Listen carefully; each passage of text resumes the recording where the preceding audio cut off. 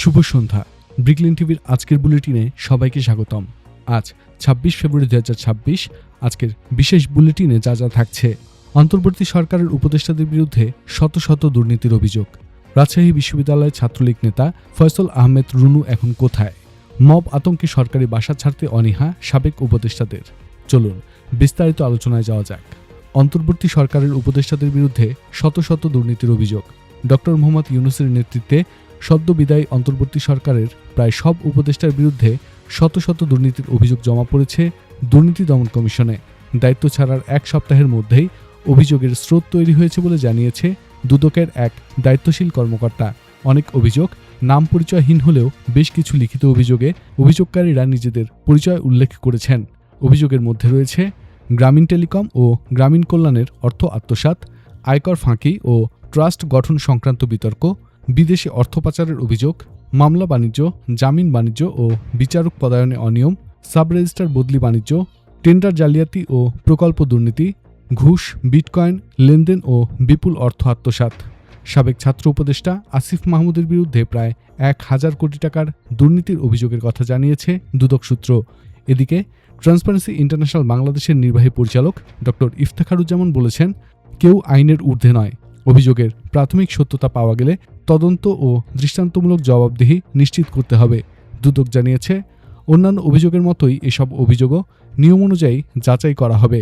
রাজশাহী বিশ্ববিদ্যালয়ের ছাত্রলীগ নেতা ফয়সল আহমেদ রুনুর অবস্থান নিয়ে বাড়ছে অনিশ্চয়তা। ফয়সল আহমেদ রুনু রাজশাহী জেলা যুবলীগের সাংগঠনিক সম্পাদক এবং রাজশাহী বিশ্ববিদ্যালয় ছাত্রলীগের সাবেক সাধারণ সম্পাদক। ২০২৪ সালের ২রা নভেম্বর ভারতের পশ্চিমবঙ্গের মালদহ সীমান্ত এলাকায় আটক হন। প্রতিবেদনে বলা হয়, প্রথমে ভারতীয় সীমান্তরক্ষী বাহিনী বিএসএফ তাকে আটক করে। পরে তাকে মালদহ থানার হবিবপুর থানার আওতাধীন পুলিশের হেফাজতে নেওয়া হয় এবং বিষয়টি আদালতে উপস্থাপিত হয়। আদালতের নির্দেশে তদন্তের স্বার্থে তাকে প্রথম দফায় ৩ দিনের রিমান্ডে নেওয়া হয়। এরপর একই মামলায় বা একই তদন্ত প্রক্রিয়ার অংশ হিসেবে তাকে আরও ৫ দিনের রিমান্ডে নেওয়ার তথ্য প্রতিবেদনে উল্লেখ করা হয়েছে। তবে রিমান্ড পরবর্তী ধাপ নিয়ে এখন পর্যন্ত প্রকাশিত সর্বশেষ তথ্যে কোনো নিশ্চিত আপডেট নেই। প্রকাশ্যে পাওয়া তথ্য অনুযায়ী তিনি এখনও মালদহ জেলার হবিবপুর থানার পুলিশ হেফাজতেই আছেন বলে উল্লেখ করা হচ্ছে। তার বর্তমান অবস্থান, আইনি প্রক্রিয়ার অগ্রগতি, সাক্ষাৎ বা আইনজীবী সংযোগের অবস্থা ইত্যাদি নিয়ে অনিশ্চয়তা রয়ে গেছে। এই অনিশ্চয়তার প্রেক্ষিতে তার পরিবার বা সংশ্লিষ্টরা দ্রুত আইনি সহায়তা নিশ্চিত করা, নিয়মিত স্বাস্থ্য পরীক্ষা ও মানবিক আচরণ নিশ্চিত করা এবং আইন অনুযায়ী তার অবস্থান ও প্রক্রিয়াগত অবস্থা সম্পর্কে স্বচ্ছ তথ্য প্রকাশের দাবি তুলে ধরেছেন।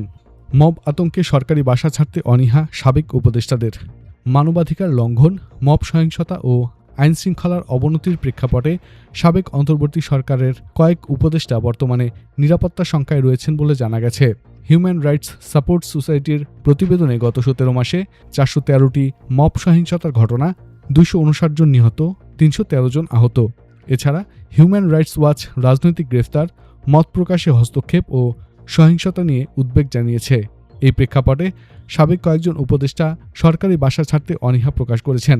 তাদের আশঙ্কা জনরোষের মুখে পড়তে পারেন। অন্যদিকে গৃহায়ন ও গণপূর্ত মন্ত্রণালয় জানিয়েছে, চলতি মাসের মধ্যেই বাসা ছাড়তে হবে। বিশেষ প্রয়োজনে ১ থেকে ২ মাস সময় হাতে দেওয়া হতে পারে। মার্চ বা এপ্রিল থেকে থাকলে নির্ধারিত ভাড়া পরিশোধ করতে হবে। আজ এখানেই শেষ করছি। আগামীকাল আবার ফিরে আসবো নতুন কোনো গুরুত্বপূর্ণ ইস্যু নিয়ে। ততক্ষণ ভালো থাকুন, সচেতন থাকুন।